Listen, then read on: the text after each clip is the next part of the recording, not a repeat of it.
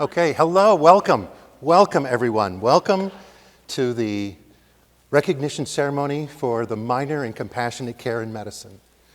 My name's Dr. Dominic Vachon. I'm the director of the Hillebrand Center.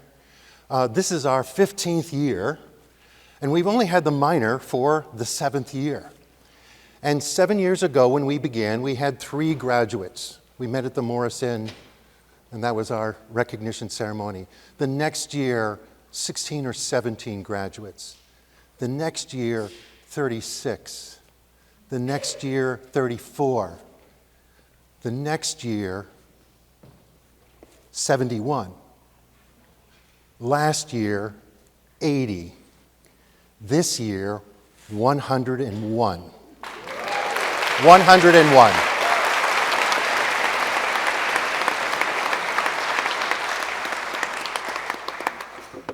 You know, this is a little unorthodox, but this is a big deal.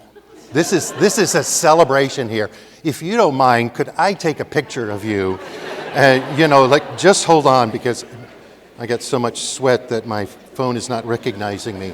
Okay, all right, let me just get a good picture of you. Oh, right, okay, good. Smile, all right. Okay, I got another idea.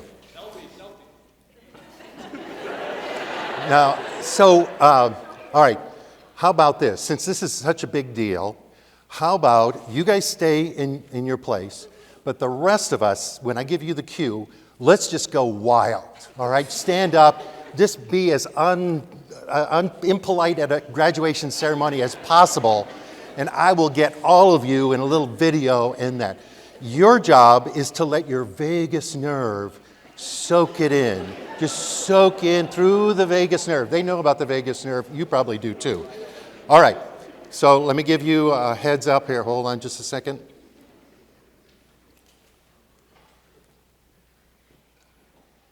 Okay, go wild.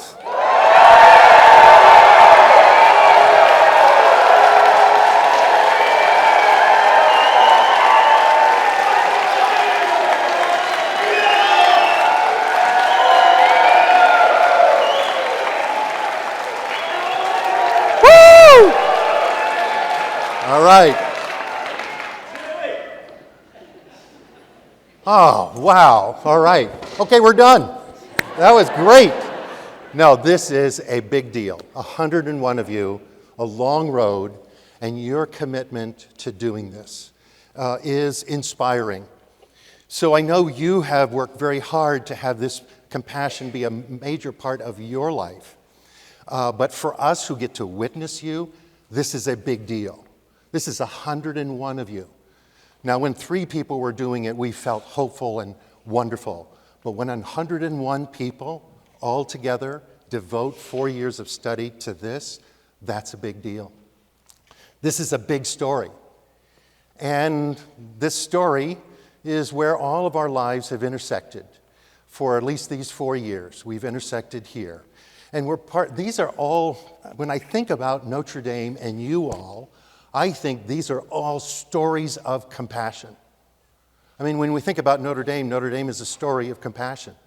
You know, founded by Basil Moreau, trying to repair an infrastructure of education and mission in France, going to where the needs are, coming to lovely South Bend, Indiana, and making this wonderful place here.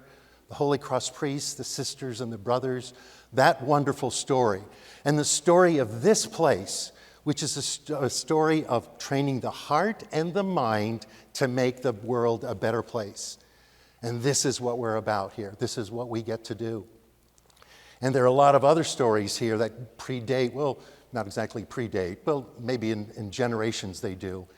But your families and your friends, the stories of compassion that have led you to be where you are.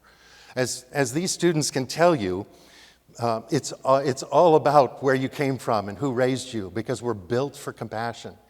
And so the biggest lessons of compassion came from you all, your families. Those of you who raised these people, that's where the original training for compassion came from. We're just filling that out a little bit. But all those stories are coming together. And then we have the story of the Hillebrand Center. The Hillebrand Center is an experiment. I'm going to tell you a little bit about that. What we're going to do in the next few minutes here is I just want to give you an overview of the story of what this is, and that leads to what they did over their 4 years, and especially this last semester. And then after I do that, we're going to recognize each one of them and give them the medallion with the heart of gold surrounded by the DNA double helix. And then we'll have some closing afterwards, and then you will go on to continue this story. But for those of you, I'm actually wagering that many of you already know this story, because many of you have told your loved ones and your families all about this. Many of you have used your family to practice for the final oral exam for the Gateway course. I hear about that. The parents will come and tell me, like, she practiced with me. So I know you know much of this. But there's many stories of compassion that led to this coming to fruition now. This is who we're named after. Ruth Hillebrand, a psychologist, practiced in Manhattan, was from Toledo, was alone at home one night, called by a physician who told her she had terminal mesothelioma, that nothing could be done about it, and hung up. And that very hard way to find out how you're going to die and the way you're told inspired her, which is a paradoxical kind of thing, to turn a harshness and a setback into something to make the world a better place. That's Ruth Hillebrand. And Ruth, through her brother Joseph, who was a Notre Dame graduate, fulfilled her wishes to help restore a spirit of compassion in healthcare. And half her estate was given to the University of Toledo Medical School, and half was given to Notre Dame. We don't have a medical school here, but we have hundreds of people every year who go into medicine, who go into healthcare. And so the argument was made, why wait? Why not start their training in compassion now? And so what ended up happening is they took a risk, Notre Dame took a risk, the College of Science took a risk, where they went like, yes, this is an experiment we believe in, we want to do this. This has not been done before. And they all got behind that, and that's what we get to do. And this is our 15th year that we get to do this. Other families, through their compassionate journeys, are also part of this story. So the Reich family, their son, after graduation, very hard medical journey, they were inspired to contribute to the family endowment for the excellence of care of the whole person, the whole patient. So the Reich family became part of that. And then a few years ago, the Sheedy family, so a number of our stories of compassion are about setbacks and difficulties in healthcare. The Sheedy family wanted to honor Dr. John Sheedy, family physician, who's an extraordinary physician, extraordinary person, and gave to the endowment to help give us an inspiring story of the positive. So we have the positive stories and the negative stories that drive us. We are very clear about what our mission is, very clear. Several years ago, the Molyneux family did the Family Endowment for Excellence in Compassionate Care in Medicine, from which came our first nursing faculty, Rachel Rose. And then after them, the San Pedro family came forward and is also ongoing supporting the work of the Hillebrand Center. I share an office with Ruth Hillebrand. She's on my wall, a picture of her. A lot of people think she's my mom. It's not my mom. But I have her on my wall because 15 years ago when I started, it was very clear to me I work with Ruth. And so when we go through hard times, I just go, Ruth, how are we going to get through this? What are we going to do? Because nobody expected that we would get 101 graduates. Nobody expected that we would get 320 undergraduates declaring the minor in compassionate care and medicine at Notre Dame Nobody expected that to happen. We weren't prepared for that. We're still catching up with that. But that's what's happened. And I want to submit to you that that's not only because there's some good thing to teach and these are great stories. Your sons and daughters, your loved ones, are part of a huge immune response to make the world a better place. That's what we get to be a part of, and that's what we've gotten to do with them. So my partner Ruth, we always make it through. And when we get desperate and we figure, like, what are we going to be able to keep going? Ruth comes through, which of course is God. All right, this is an angel through whom we get cared for. So our mission is to restore a spirit of compassion in healthcare using the science of compassion, and to do this at every level of training, every level, from the college years all the way to be in practice, in order to promote excellent patient care, but also clinician well-being, because this work is hard. And a number of you have been advised not to do helping professions, and here you are disobeying them. But it's hard work, but they really want to do this. And that's the mission we all get to be a part of. What's going on here is nothing really new, because human beings are built for compassion. As your sons and daughters and loved ones, brothers, sisters, whoever, can tell you, the only reason we human beings are around is because of compassion. We are built to take care of each other. We are built to signal when we're not doing well, and we are built that when somebody is not doing well, we are built to respond to that. That's what we're built on. That's who we are as human beings. The science is a relatively new thing. We use biology and psychology and neuroscience and anthropology and a bunch of other sciences to look at compassion and what it is. And it's nothing new, but it's a lot like astronomy. Like for centuries, we didn't know that there were billions of galaxies out there, but they were always there. So when we got better instrumentation, we realized what was always there, but we couldn't see. So we had the Hubble, and we had the James Webb telescopes. And so they were always there. And now we can, through this instrumentation, see it and study it. That's the same with compassion. Notre Dame hasn't invented compassion. We didn't invent it. What we're finding is, though, a way to study it and do it, because in healthcare, we tax this compassion circuitry heavily. It's hard work. And where does it fit in? Is it true that compassion burns out people? Is it true that compassion is the problem? That's what's undercutting the whole thing? The answer, of course, is no. No study has found that more compassion has led to more burnout. It's exactly the opposite. And so now the science of compassion has opened up this whole vista of understanding that compassion is not just a sentimental thing, as your sons and daughters and brothers and sisters will say. We're not getting in class, studying sunshine and rainbows and holding hands and swaying back and forth. This is not about sentimentality. We love sentimentality. We're here. This whole weekend is about sentimentality.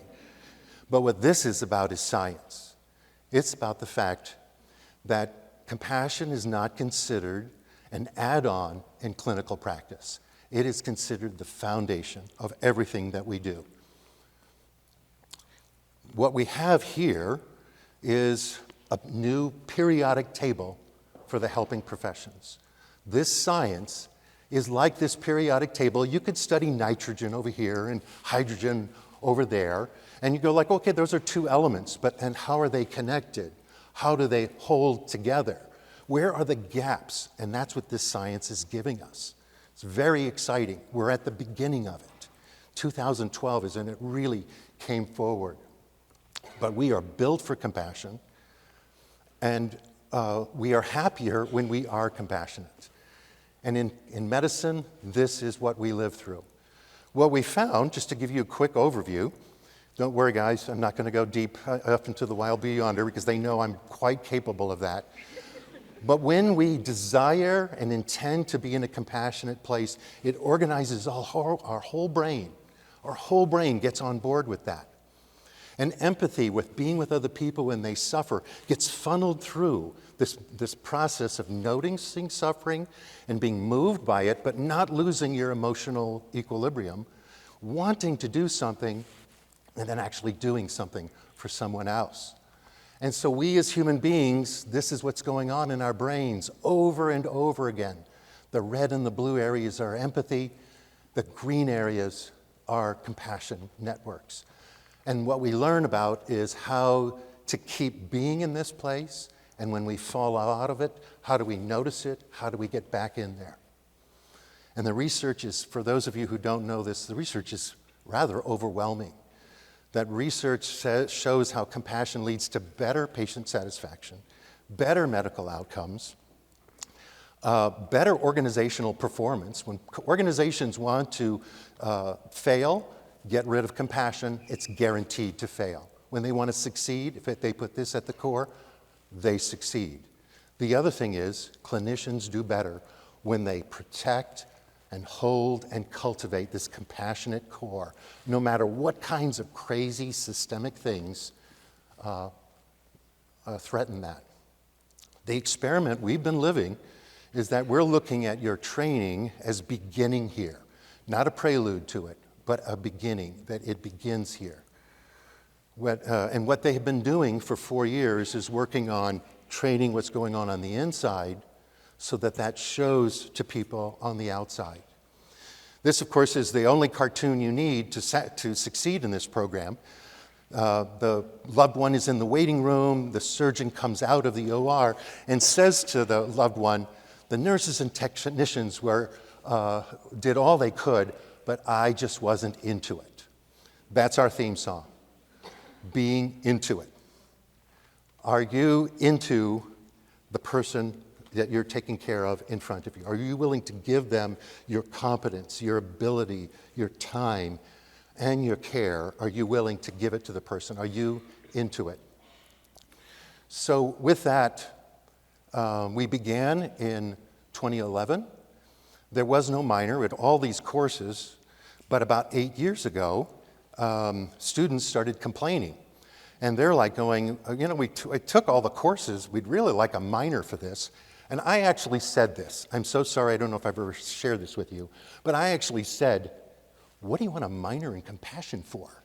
I actually said that. Now I'm all excited, blah, blah, blah. But at that time, I'm like, what do you want a minor for? I mean, aren't you just trying to survive? But that's how the minor began. It began because of people like you, students, former students, and that's how this started. And it started with the ingenuity of a lot of these people, especially my colleagues at the time, Dr. Kohlberg and Father Jim, who were part of that engineering what a minor in compassion would look like. And so what it looks like is we have a course that teaches science of compassion and how to stay balanced in it. We have a course in how to do medical communication and counseling skills in a healthcare setting. And we have simulation actors. And I'll show you a picture of that. And then the students can take 2 courses in anything they want. So every minor, while it has a couple of commonalities, all of them have a different flavor, a different hue. And then lastly, they do the capstone, which at the end of their time, they spend at least a semester studying a topic that they really love, and they analyze it through the science of compassion. And that's what it looks like. That's quite a graph, isn't it? That's quite a graph, 101. We just sent out a survey, and this survey is not done, to all the graduates from 2012 to 2024. And so far, actually, the number is higher than that, but this is what 195 of them said. And this is only the people who, we looked at it from people who are in gap years, people who went to a different career, and we asked them as well. But for people who went to medical school, are in medical school, are already in practice, when we asked them, did this add anything to your medical training?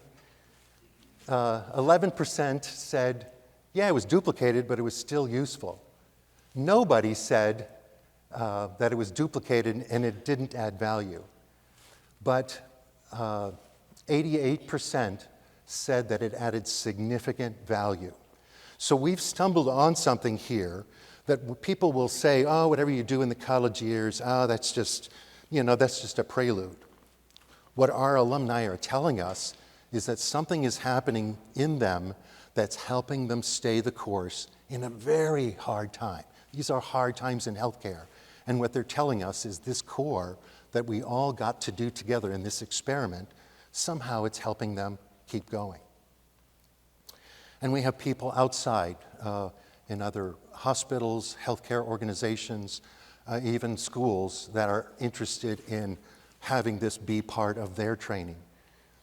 So here's some pictures of what they look like, and many of them have a number of them in it.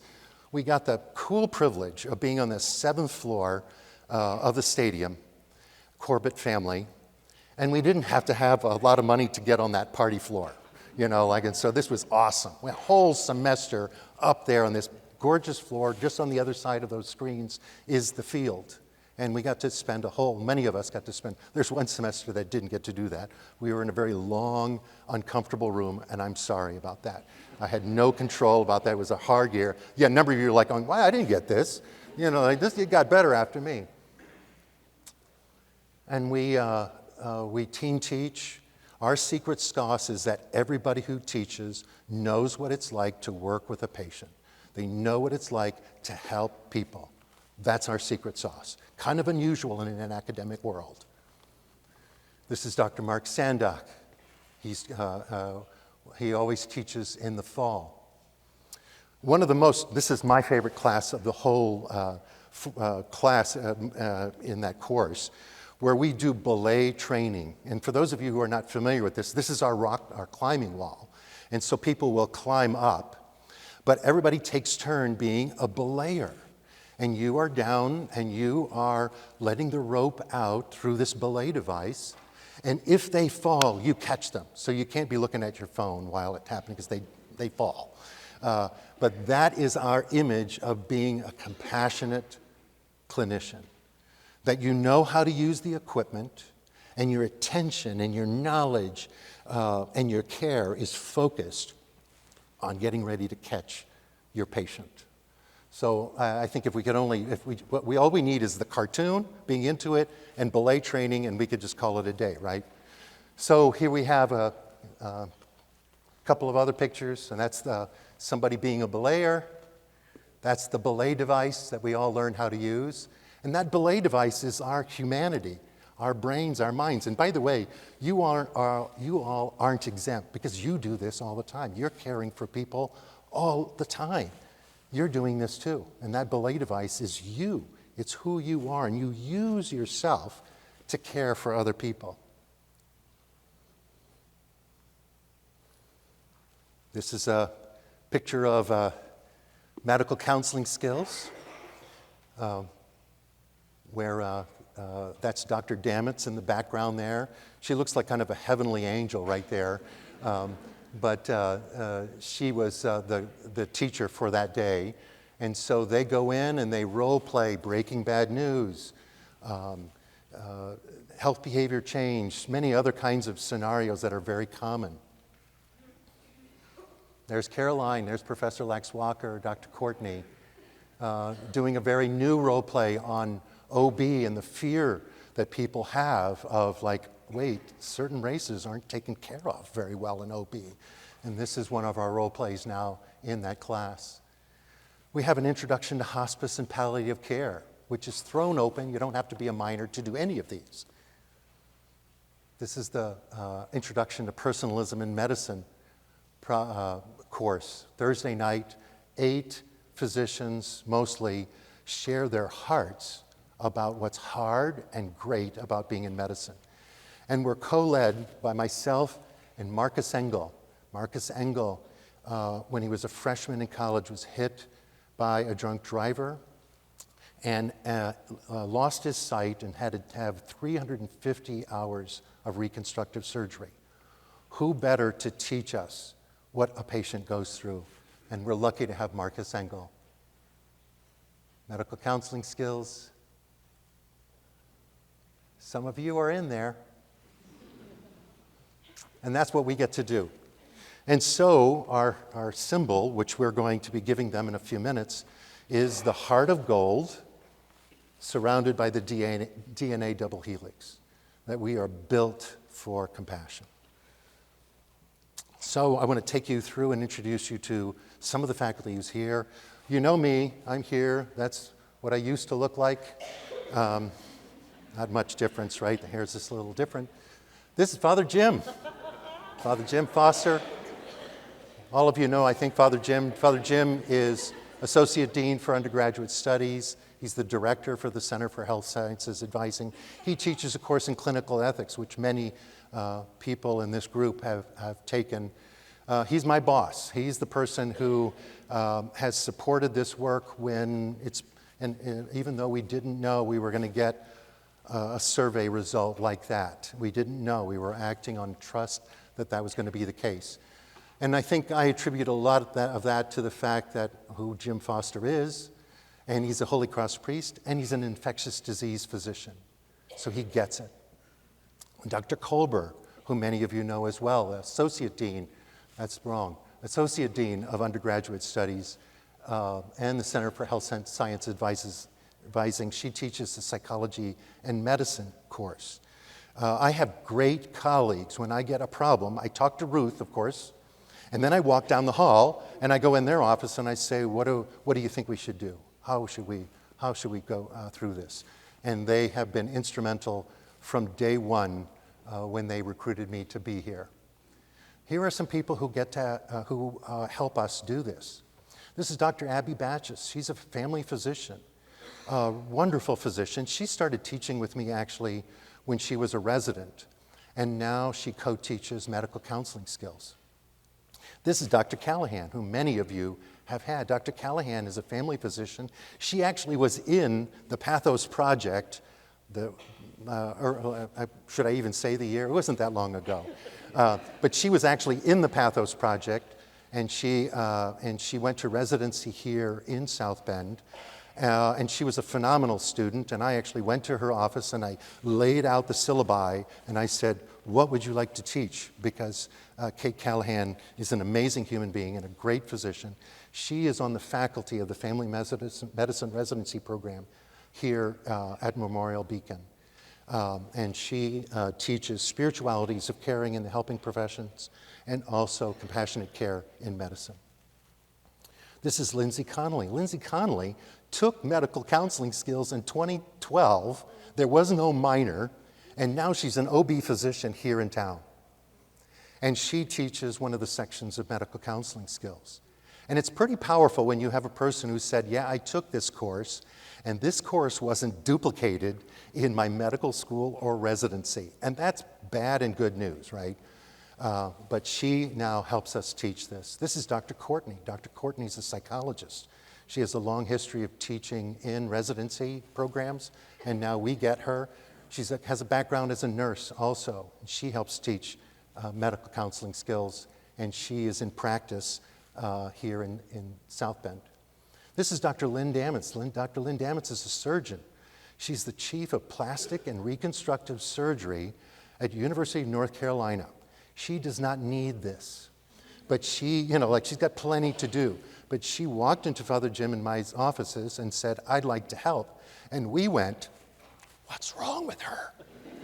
Why would a surgeon want to help us in a compassion program?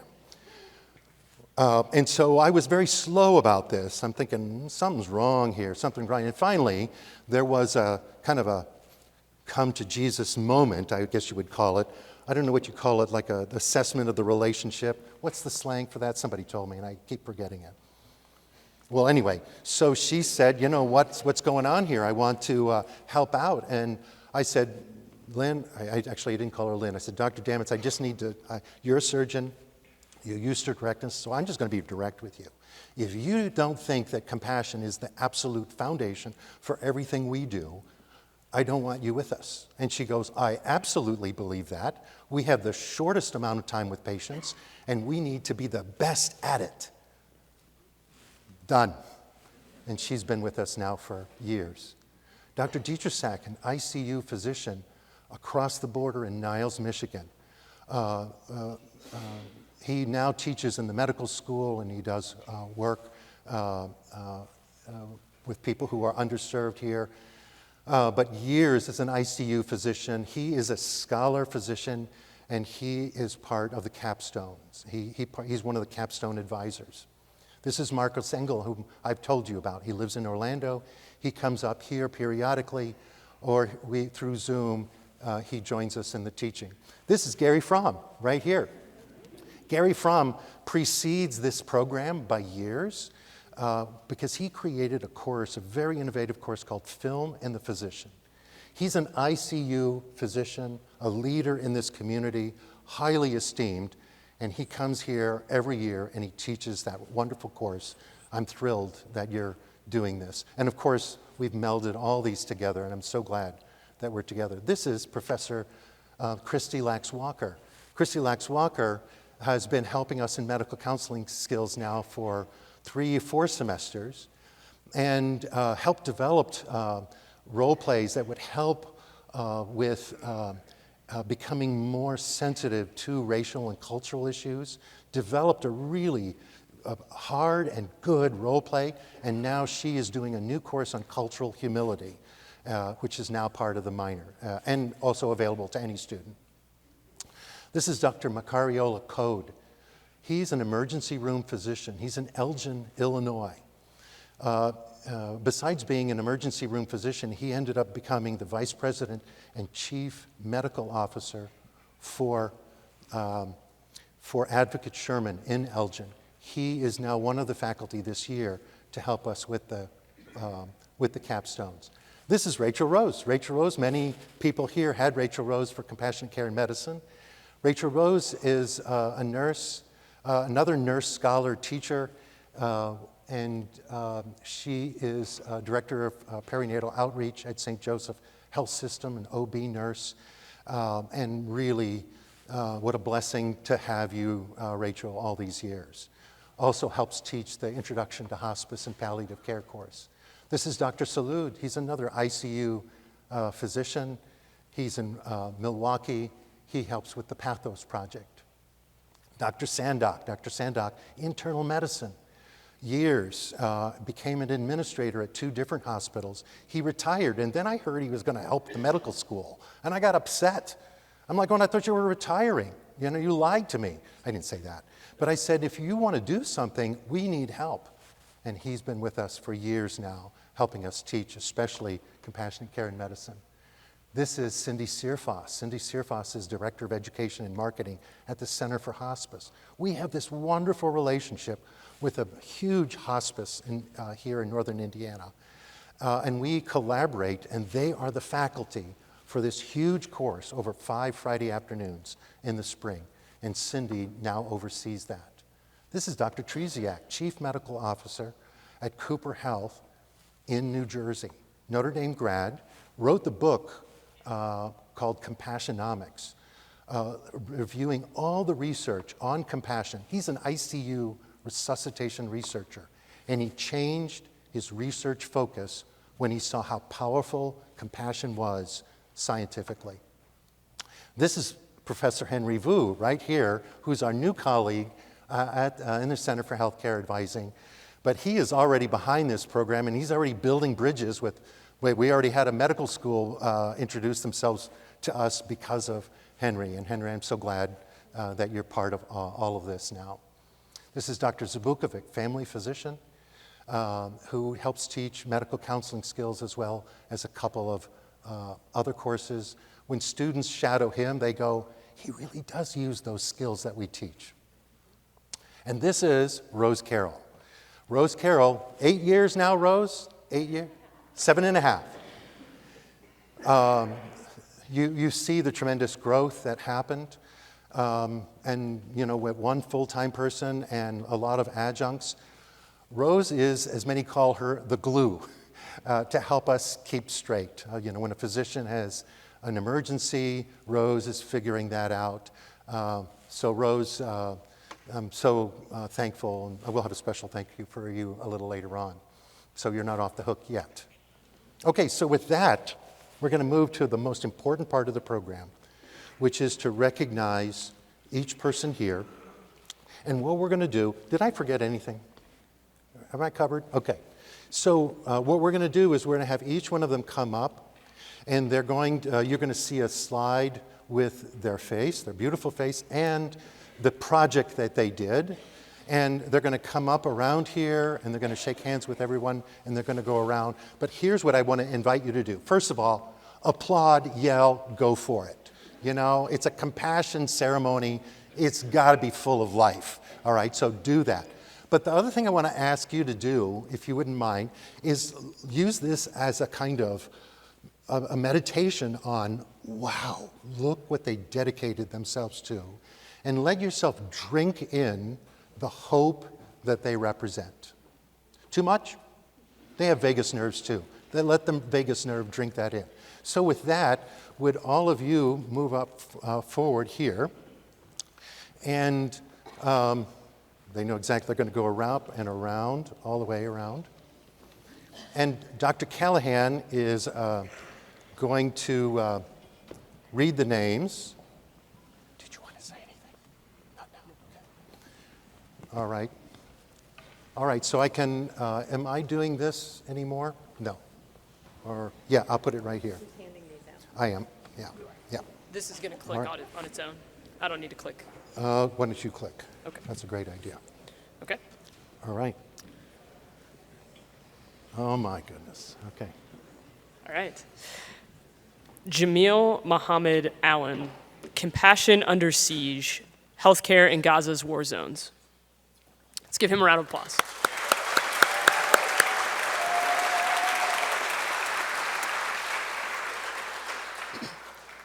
Lauren Madison Barnes, A Pain in My Joint, an exploration on chronic pain.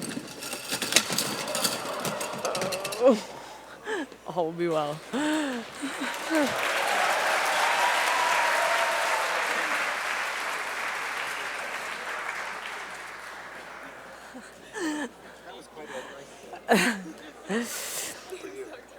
Osteoarthritis and patient-centered communication.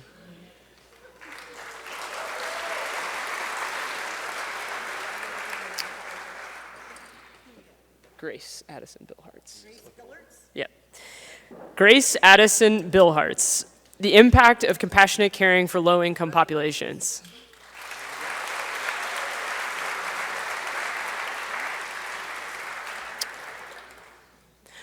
Lauren Marie Bizignani. Compassionate care and community-based design. A new paradigm for addressing community health issues.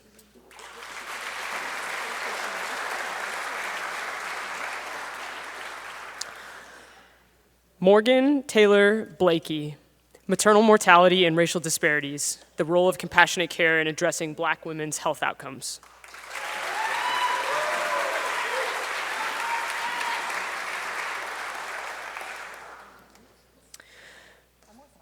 Bridget Marie Blaney, Compassionately Caring for Patients with Limited English Proficiency.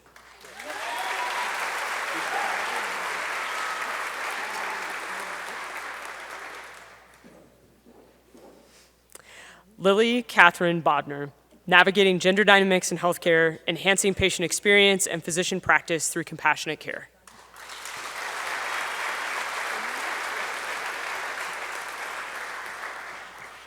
John William Bonini, Physician's Role in Breaking Bad News to Patients' Loved Ones.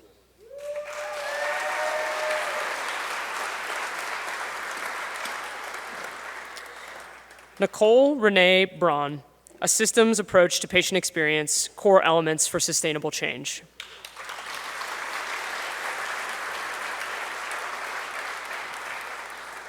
Luke Joseph Brown, The Critical Role of Patient-Centered Interviewing and Compassionate Science in Rectifying the Rural Medicine Crisis.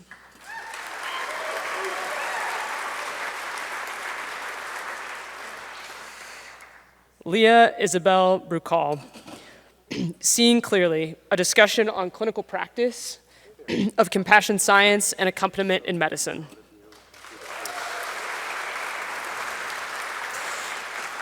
We also want to recognize Leah for being an intern, teaching assistant, and on the research team for the Hillebrand Center.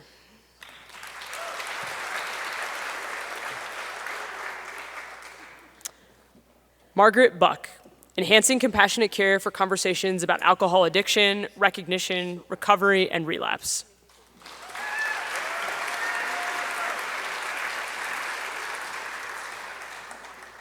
Andrew James Burkhart, the effect of compassionate care and the biopsychosocial model on the management of mental health conditions in orthopedic trauma patients.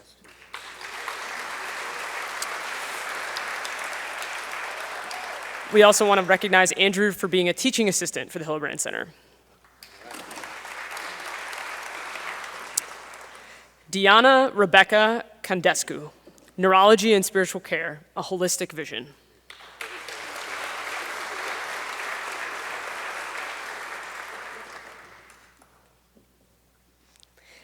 Kevin Rafael Cardenas, Surpassing Healthcare Inequities, the Impact of Compassionate Care in Medicine.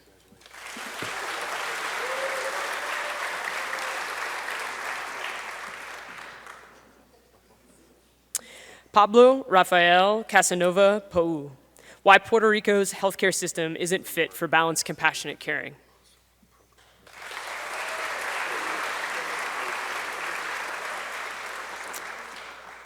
Cecilia Anatoinette Monroyo Sessa, Asian American and Pacific Islander medical professionals and students' experiences informing and reflecting compassionate care.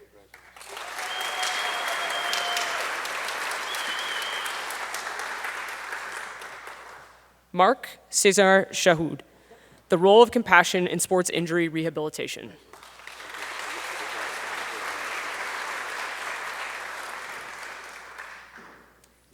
Lucas Anthony Chalfoun, Tailoring Communication for Pediatric Care.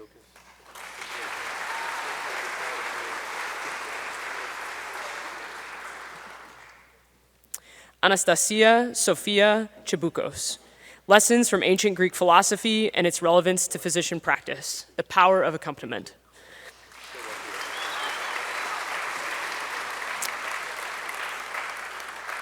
We also want to recognize Anastasia for being the Director of Development and Outreach for the Compassionate Care in Medicine Club.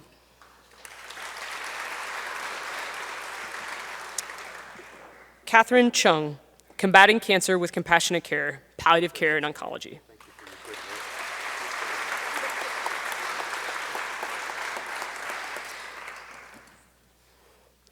Emma Elizabeth Semino, The Power of Compassion, Transforming Patient-Clinician Relationships in Fertility Treatment Against Mistrust and Stigma.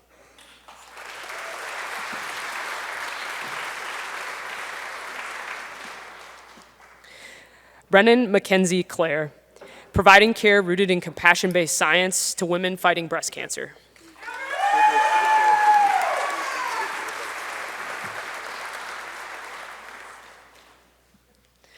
Cassidy Ann Cole, Compassionate Care Beyond the Patient, the Parent-Physician Relationship in Pediatric Oncology.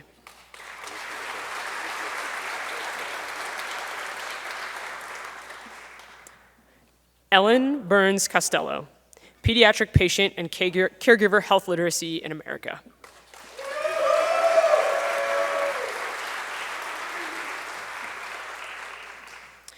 Erin Francis Coyne, The Impact of Compassion in Oncology, How Patient Relationships and Cancer Care Team Dynamics Influence Patient Outcomes, Mental Health, and Physician Mindset.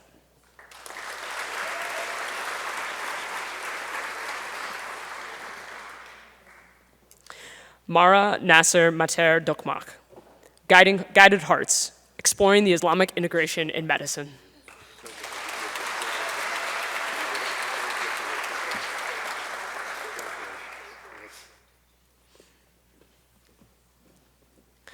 Lena Claire Doherty, Improving Healthcare Experiences for Deaf and Hard of Hearing Women.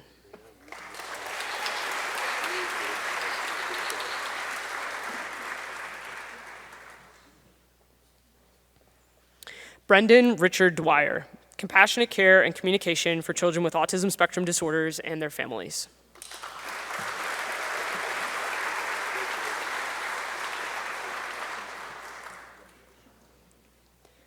Stephanie Guadalupe Estrada, End-of-Life Care Disparities, Barriers to Hospice and Palliative Care in Latino and Rural Communities.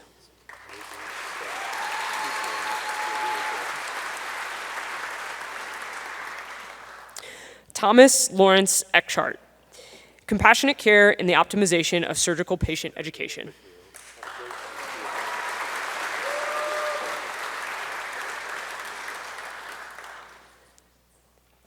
Benjamin Broderick Ferguson, Compassionate Care Competencies as Buffering Forces Against Burnout Throughout the Dental Career.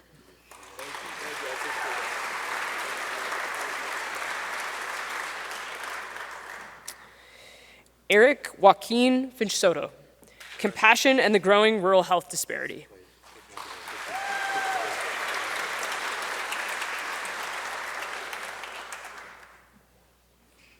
Madeline Estelle Freck, Harnessing the Power of the Brain-Gut Connection, an investigation into how neurogastroenterology can provide insight for providing compassionate care to patients with inflammatory bowel disease.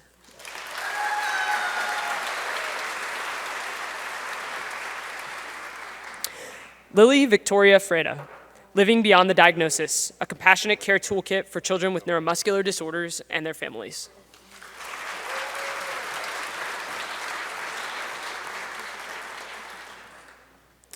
Julie Ann Garrison, Compassionate Care in the NICU.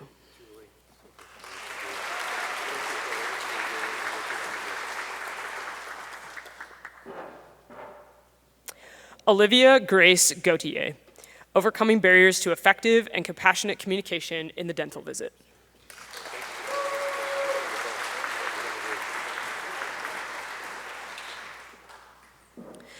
Josephine Zarelli Gary, Language Concordance and Cultural Awareness in Women's Healthcare and How It Leads to More Compassionate Medical Care.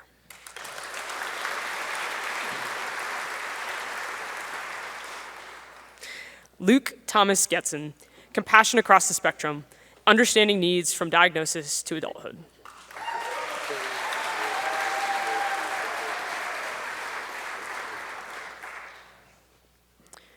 Keegan Jared Gilbert, Caring Amidst Chaos, a patient-centered approach to emergency medicine.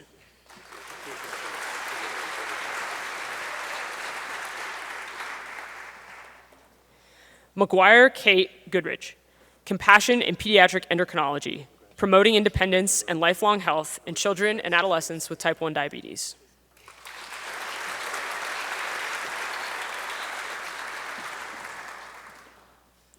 Calvin James Grass, The Evolution and Impact of Healthcare Consolidation.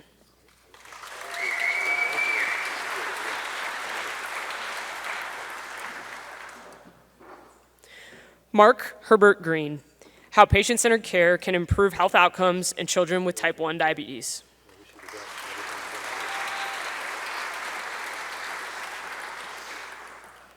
Matthew William Herons, Compassion in Oncology, Burnout, Compassion Fatigue, and Depersonalization.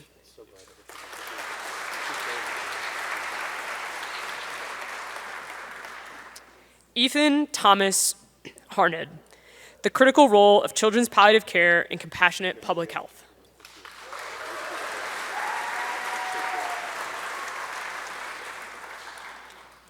Thomas Hans Hedman, How We Are Treated Matters, The Ways in which Healthcare Workers' Use of Compassion and Empathy Improves Quality of Life of Patients with Acquired Neuromuscular Disorder.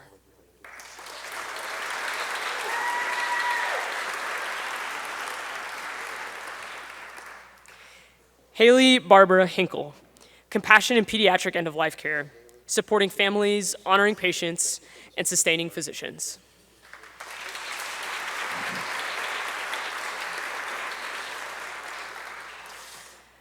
Jonathan Hawk Jr., Compassion Science Analysis of Doing Research with People with Neurological Disorders.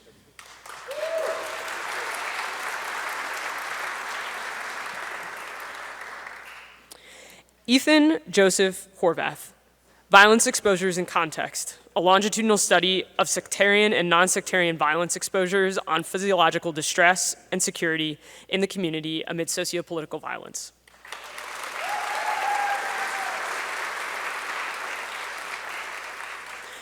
Elizabeth Kathleen Horwitz, Physician Burnout During COVID-19 in Mexico.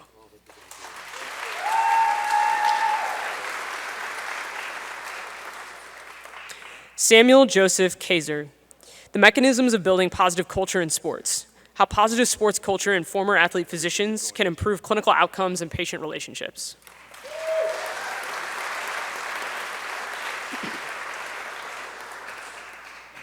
Megan Elise Kars, compassionate care and medical decision-making, ethical and emotional challenges when patients seek experimental or unapproved treatments.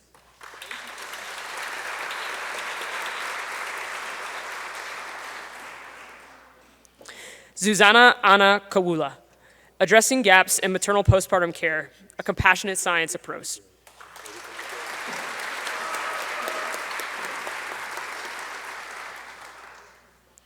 Mara Catherine Kennedy, rethinking depression as a metabolic dysregulation, moving beyond the disease model.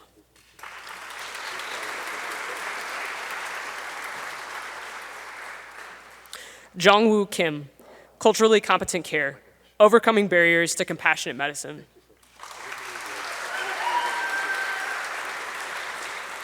We also want to recognize Jongwoo as being a co-president of Compassionate Care and Medicine Club.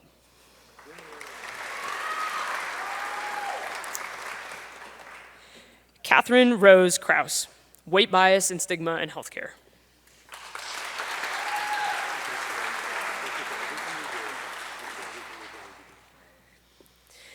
Ian Nicholas Kyle, the role of compassion in the Alzheimer's disease patient-physician relationship.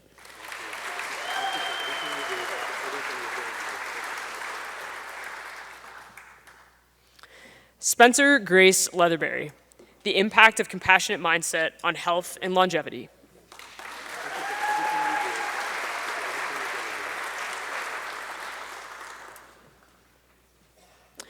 Reagan Claire Long, compassionate care for undocumented immigrants, bridging gaps in healthcare and building trust.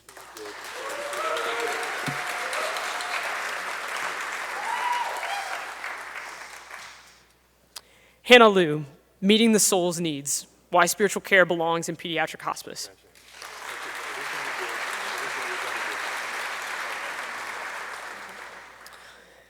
Abigail Victoria Lynch, addressing gaps in compassionate care for gynecologic cancer survivors.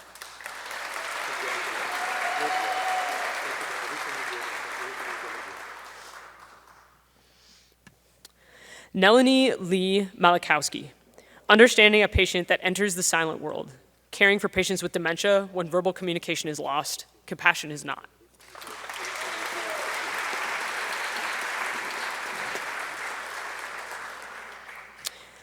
Brendan Michael Marksick, mind and bone, the psychological factors affecting orthopedic surgery and recovery outcomes.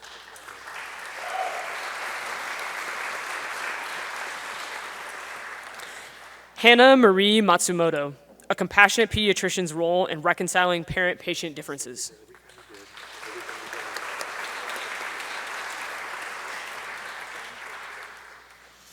Caroline Jean McCaffrey, caring for Parkinson's disease patients, the effects of compassionate care on patients, caregivers, and physicians.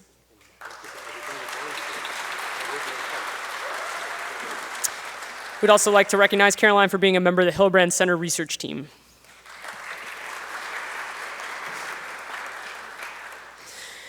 Emily Catherine McDougall, caring through the cycles, use of compassion science for bipolar disorder treatment and support.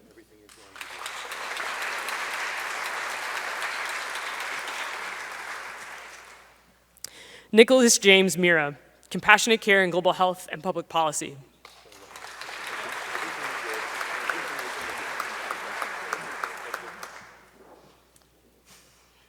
Samantha Ann Meyer, compassionate care and the decline of rural medicine.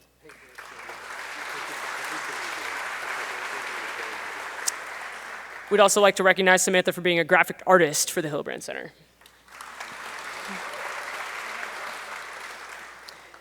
Sean Henry Miller, compassion in dementia care, strengthening trust, dignity, and caregiver training.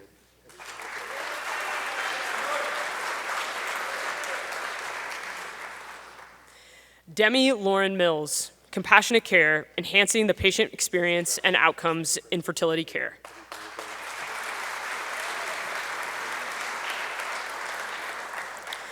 Kayla Rose Miskowski, healing the healers, the role of compassion and technology in enhancing physician well-being.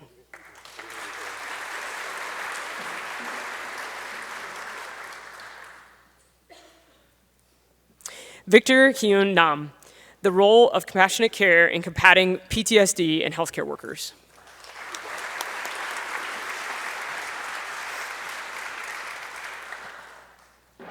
Cameron Ryan Neidhard, cross-cultural communication and compassionate care.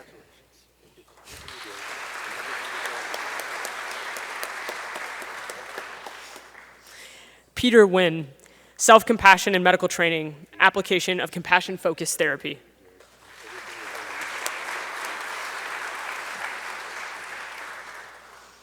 Rose Quinn Phon Nguyen, implementing culturally competent programs in primary care and preventative practices, serving Vietnamese Americans.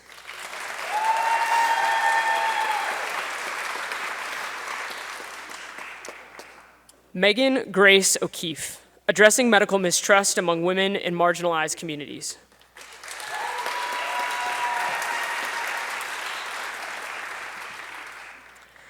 Nicholas Daniel Parton, compassionate caring for children with clubfoot deformities.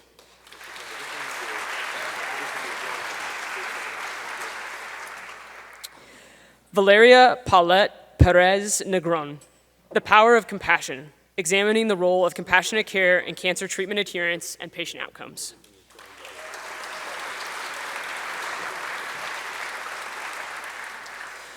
Brooke Ashley Purepoint, the clinical applications of empathy, compassionate care, and polyvagal theory in orthopedic surgery.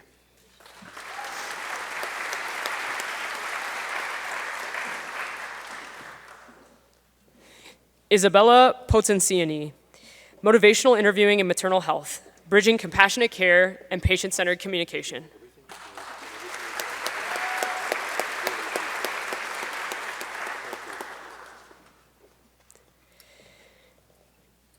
Aaron Bailey Riley, optimizing compassionate care when treating wounded and amputee soldiers.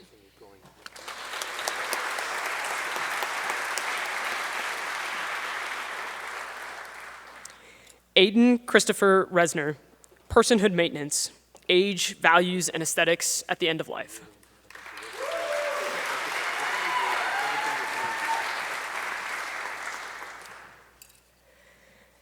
Caroline Grace Rossini, honoring Catholic patients' faith in compassionate end-of-life care.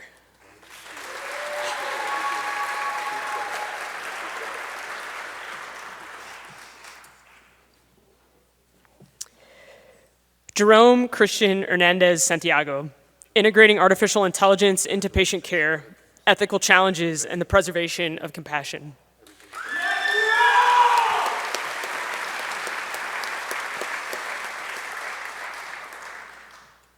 Sophia Santoso, overcoming barriers to effective healthcare delivery for the intellectually disabled population.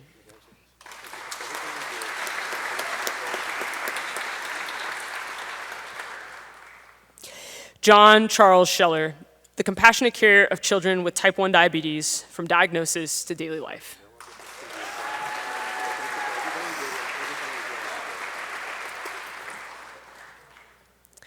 Olivia Jean Schenk, compassionate caring in neurological medicine, the implications of neuroscience education in healthcare.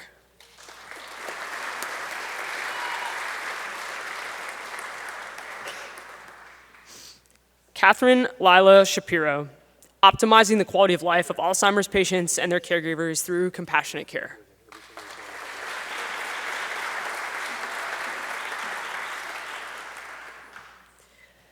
Cameron Ansari Sumro, cultural competency in healthcare, a pathway to compassionate care.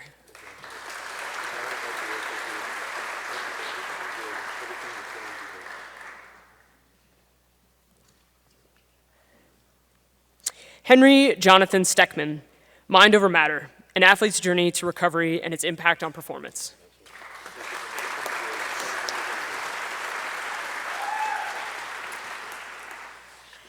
Grace Elizabeth Steffen, compassionate care and pediatric surgical specialties.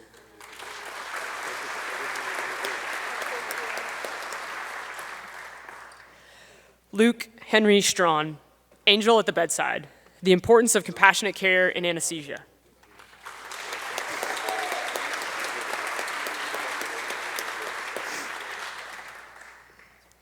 Patrick Florence Sullivan, Compassionate communication, an application of the compassionate care model to communication practices for adult patients with autism spectrum disorders.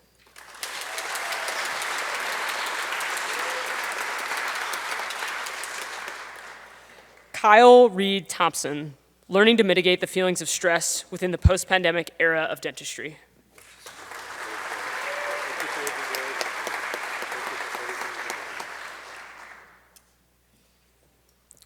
Francis Nguzi Ubogo, the role of compassionate care in combating the disproportionately high Black maternal mortality rate in the United States.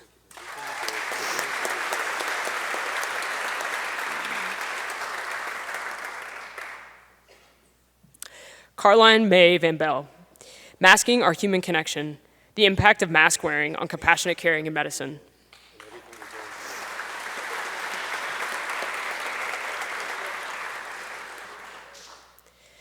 Nikhil Vijay, pitfalls and potential for compassionate AI in healthcare.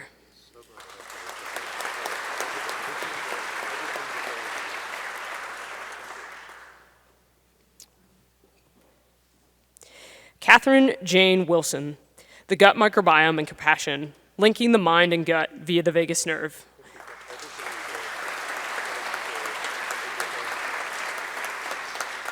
We'd also like to acknowledge Catherine for being a co-president for Compassionate Care in Medicine Club.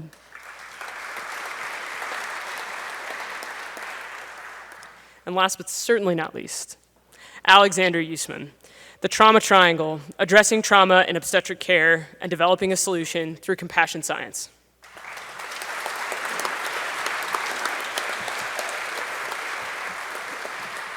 I think we can just stay up. Okay.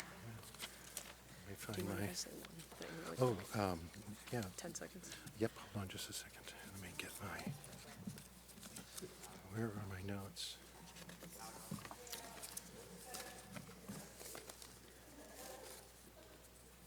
Okay, there we go.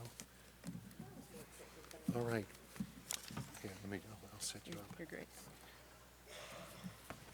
Wow. Again. Amazing.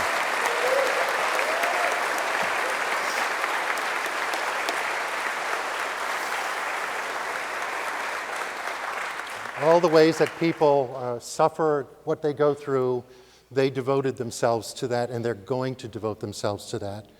In the compassion mental state process, there's a little button that's called reset and recovery. And it's for when you fall out of the compassion mindset, how do you get yourself back in? I got a reframe on the domino effect here. Are you ready for it? So when that started, well, like that's a mistake. We didn't plan that. But is it really a mistake? Because that's you. You are those dominoes. And, oh, yeah, he's shaking his head. But I think you are what happened here. You start falling in so much, and you are going to be the domino effect. We did not, yes, we planned that. No, we did not plan that. We were alarmed. But I really think that is my reframe. I think you're going to go out and do the very thing that happened here in surprising and wonderful ways. We're going to move to awards in a second, but I want to invite Dr. Callahan to say a few things while I get that ready. Well, as Dr. Vachon said, I've had the privilege of teaching many of your children, and I just want you to know they're some of the most remarkable people I've ever met. It was hard to hold back tears with some of them just because of the things that I've gotten to witness them do in the classroom, but far beyond that. So please just know it's been such a privilege to work with them. And you, class of 2025, I just couldn't agree with Dr. Vachon more. You are such a great hope and encouragement to me. I'm thrilled that you are entering our profession and all the good work that you will go forward to do, whether it's in healthcare or elsewhere. And just thank you so much for all of your labors and all that you have put into this. I didn't factor into my job as an educator, both here and at the residency program, that I have to say goodbye to a lot of people every year. And it's really hard for me. So don't be strangers either. You're not off the hook yet.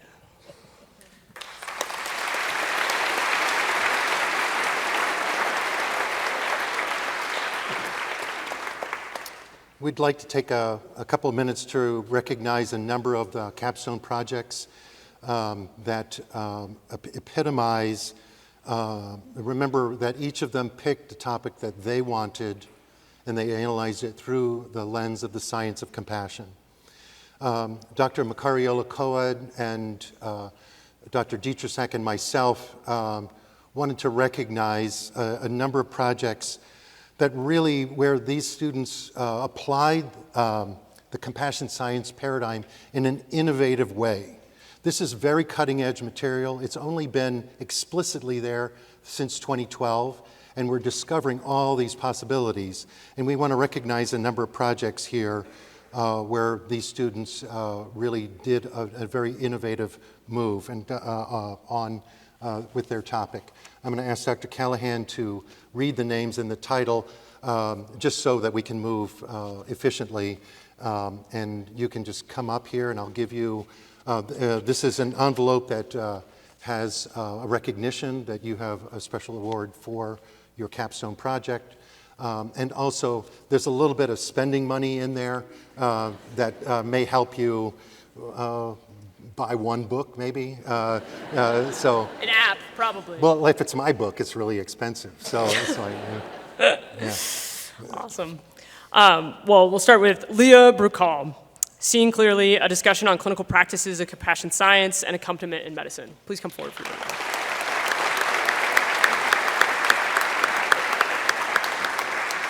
You got 2 awards. Congratulations. Grace Billhartz, Disparities in Healthcare, the Impact on Compassionate Caring for Low-Income Populations.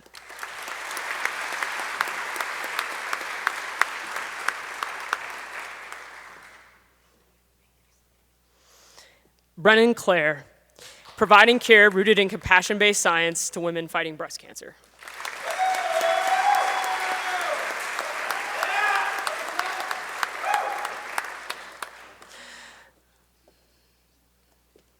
Madeline Freck, Harnessing the Power of the Brain-Gut Connection, an investigation into how neurogastroenterology can provide insight for providing compassionate care to patients with inflammatory bowel disease.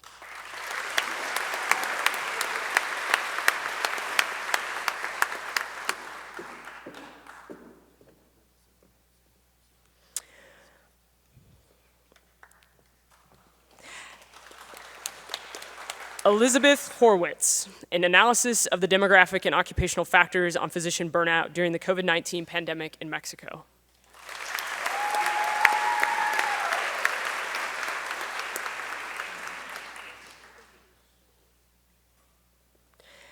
Spencer Leatherberry, the impact of a compassionate mindset on health and longevity.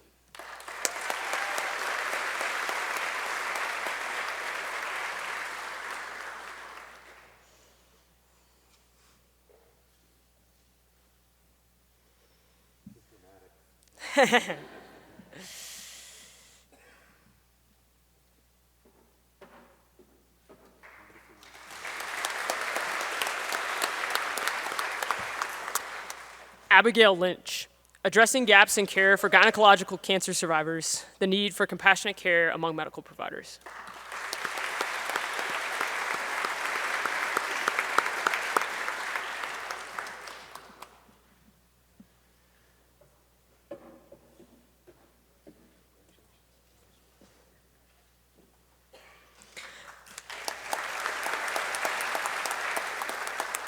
Caroline McCaffrey, Caring for Parkinson's disease patients, the effects of compassionate care on patients, caregivers, and physicians.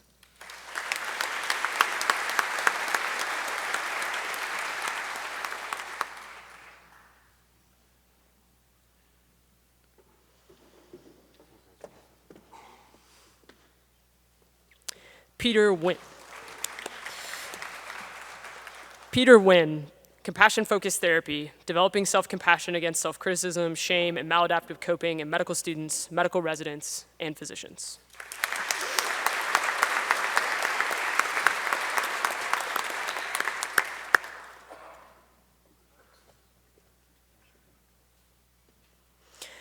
Jerome Santiago, Integrating Artificial Intelligence into Patient Care, Ethical Challenges and the Preservation of Compassion.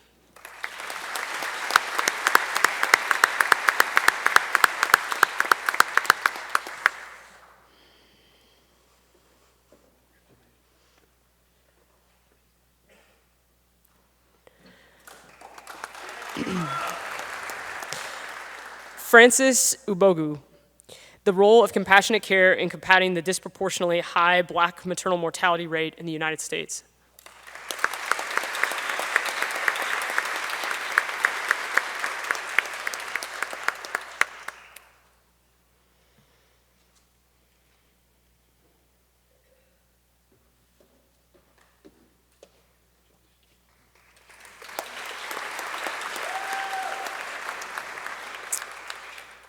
And Catherine Katie Wilson, the gut microbiome and compassion, linking the mind and gut via the vagus nerve.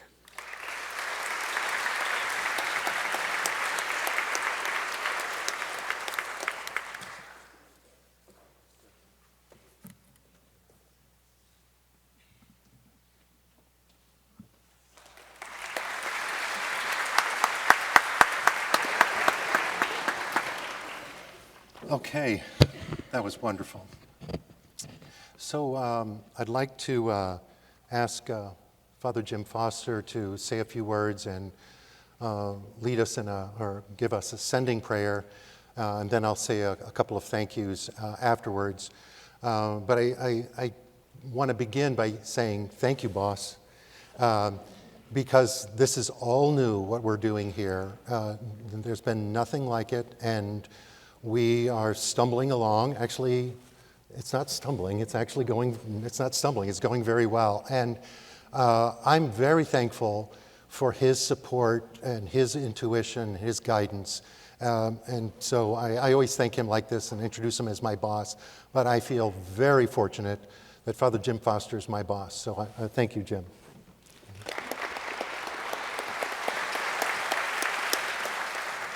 Thank you, Dr. Vachon. I've been reflecting, and a lot of us have been reflecting over the past weeks about this minor and how it has really added so much to what we look at as sort of the formation process for those who are moving through the undergraduate years toward the healing professions.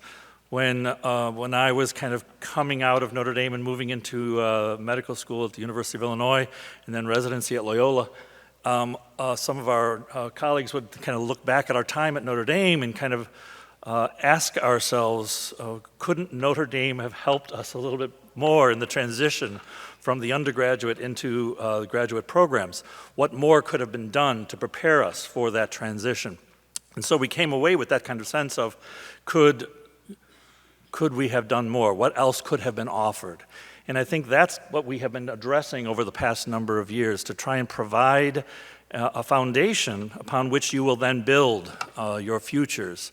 That is, I think, what this minor has helped to provide, that foundation in compassionate care and a deeper understanding of the science of compassion and how it is going to be playing out in your practices down the road. As Dominic mentioned, the founding congregation at the University of Notre Dame is the Congregation of Holy Cross, and it has a founder who was very articulate in explaining his philosophy of education, that education involves not the education of the intellect, not just the education of the intellect, but also the education of the heart, that the two had to go together. There was a deeply holistic kind of approach to an understanding of what we are about in our educational environment here at Notre Dame. And I think this minor is an embodiment of that mission to bring together the head and the heart in a very real and concrete way, recognizing that medicine calls so much out of us. Does not just call out our smarts, it calls out every aspect of our being. We bring our whole selves to our encounters with patients. And I think that foundational grounding in compassionate care that you've received here is going to help you with that transition. I think we have heard back from former students as they've transitioned into medical school, and we've heard from those medical schools how this minor is so kind of interesting and fresh, and they like to see it in the applicants because it gives them a deeper understanding that the person who is wanting to apply to that institution has already received a grounding in what it means to care for a person as a person. And so I want to thank Dr. Vachon and Rose Carroll, and all the faculty of the Compassionate Care minor for all the work that they have done over the years to help create this formation process for all of you.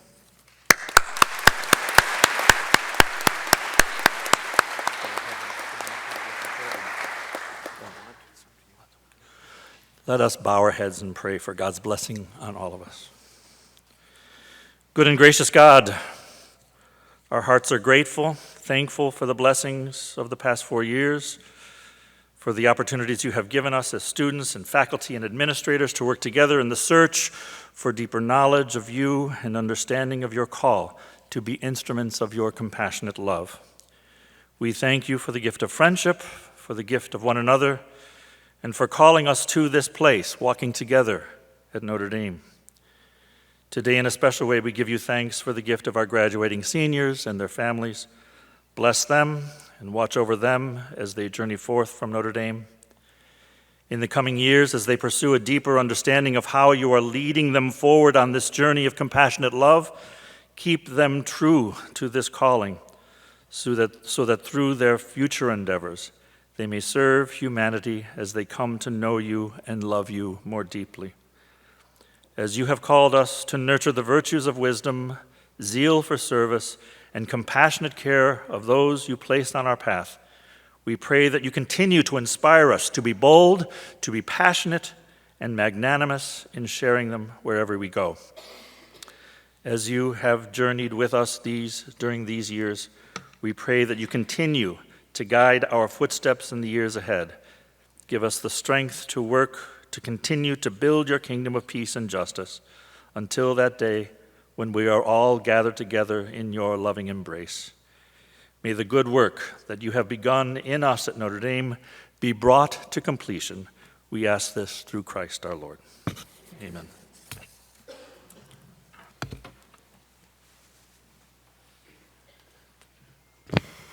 Thank you, Father Jim.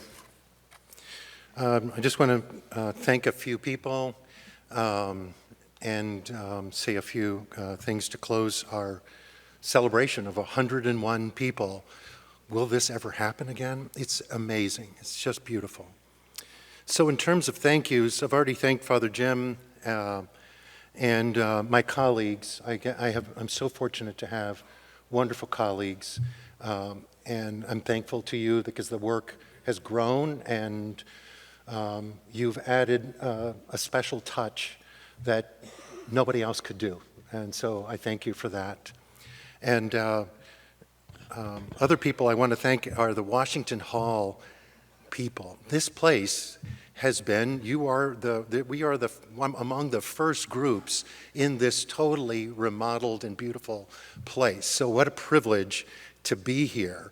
And I want to thank, well, first of all, I want to thank Kat. Kat, are you around so that we can wave your hand? Kat, are you here? Kat, come out wherever you are. Well, Kat directs this, and she really makes sure the details are followed through. Kat, if you appear, I still want to see your wave. Last year, I can't forget her heroics as well as the heroics of the people who sit up there, where the PowerPoint went out halfway through, and they ran to get another one.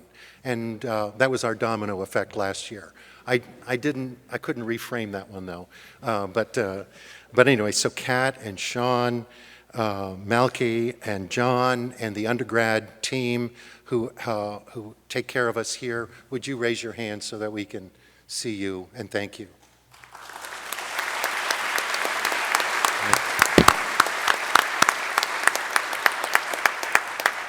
I want to thank the Hillebrand Center interns, Leah Brucal and Andrew Burkhart. If you could wave your hand. They actually helped prepare this ceremony that they received from. So can we acknowledge them? Andrew and Leah. Raise your hand, Leah. Andrew, okay. I want to thank the College of Science, Dean Santiago Schnell. I'm glad we have this recorded. Thank you, people at Notre Dame Recording, for doing this, because people who can't be here want to see this, and among them are Dean Santiago Schnell, who supports this work, as well as everyone in the dean's office. This is a gutsy, different kind of thing. It doesn't fit in any box neatly, and I appreciate the generosity and the wholehearted support to keep this going as we discover what a generative, wonderful thing it is to cultivate compassion and teach it in the college years.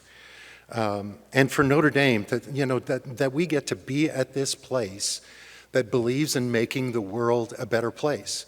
I mean, there's terrible suffering that, there are so many stories here. When we get back to the stories, there are stories that led all of you to wanting to go help people. Suffering that you witnessed in your families, among people you worked with, suffering in yourself. And that suffering, you are turning forward, just like Ruth Hillebrand. You're turning that suffering that's in you to reach out to other people. And that is an amazing privilege to be part of. And so I want to thank College of Science, Dean's, and Notre Dame. Let's give a hand to the fact that we get to be part of this special place and this story of this wonderful place. I want to thank Rose Carroll. So here, okay.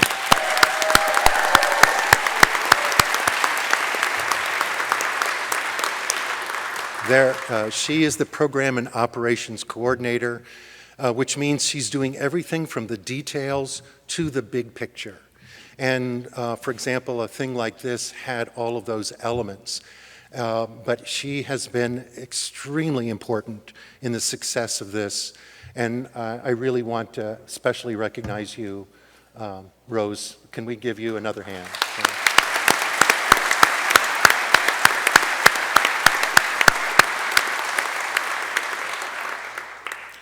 I hope you don't mind me doing a personal thing here. I don't know if my wife was up there, but I want to thank my wife. MJ, are you? Oh, hi, MJ. I want to thank MJ because MJ, about 32 years ago, after I had done a doctorate in empathy and burnout and was beginning my practice and was teaching, in 5 short years, I got really demoralized, and I came home and I said to MJ, I hate my patients. I mean, I had gotten demoralized quick, and I thought I was going to be immune to it. She said to me, honey, you've got a problem, which is, that doesn't sound like a good thing, but it was one of the most important things she could have done.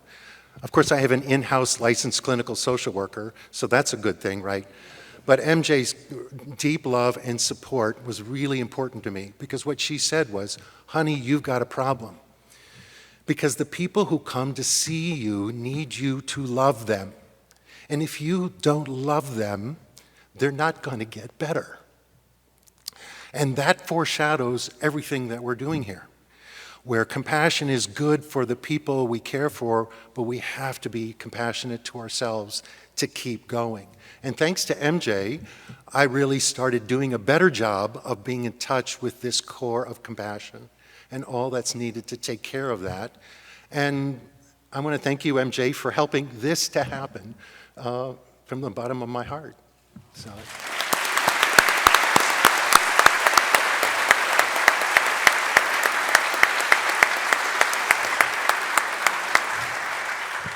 Rose, have I forgotten anyone? All right. Let me say a few things.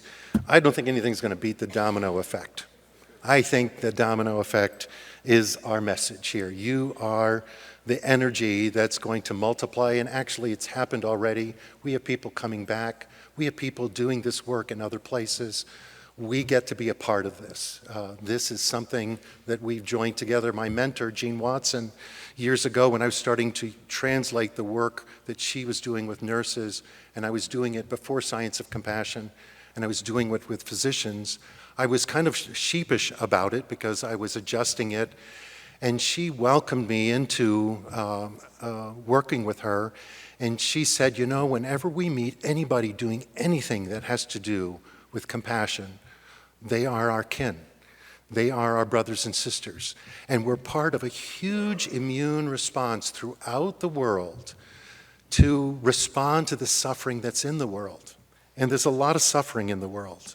And all I think a number of you, I've said this to at different points, you know, we weren't doing sunshine and rainbows, so we said, this is hard work, burnout is likely, but burnout is actually maybe the first step to a whole new way of contributing. So never look at your setbacks as the end. Look at it as the end of a chapter, and now begin a new chapter.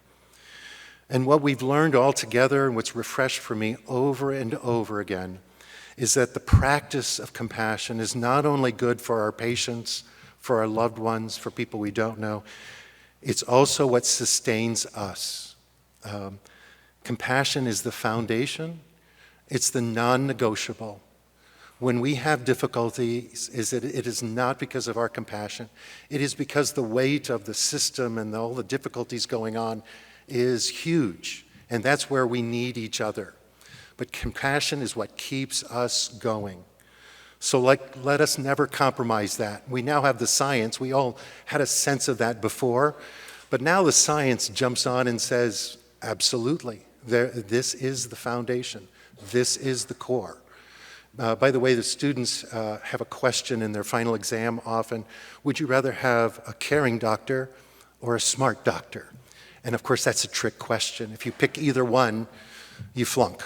You know, you don't get, because a caring doctor will learn everything they need to be the best that they can for the person in front of them. So they not only care with their whole heart, they care with their whole mind. And a smart doctor knows that compassion is the delivery mechanism for all that medicine. So the two are together for us.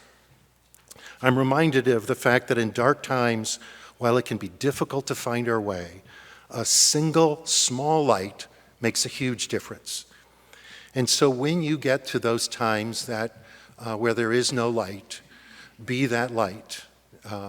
Be the first one. Be what begins the crashing domino effect in a wonderful, wonderful way. And that prayer that Father Jim gave, there's a line in there, and just to highlight that line, it's the line that's said to people who are being ordained to be priests. And so I want to repeat that line right after I say this. Graduates, thank you so much for giving your lives to this work. Thank you for sustaining us. Thank you for inspiring us. And thank you for all that you're going to do. And so with that, as Father Jim said, may the good work that God has begun in you be brought to completion. Thanks, everybody.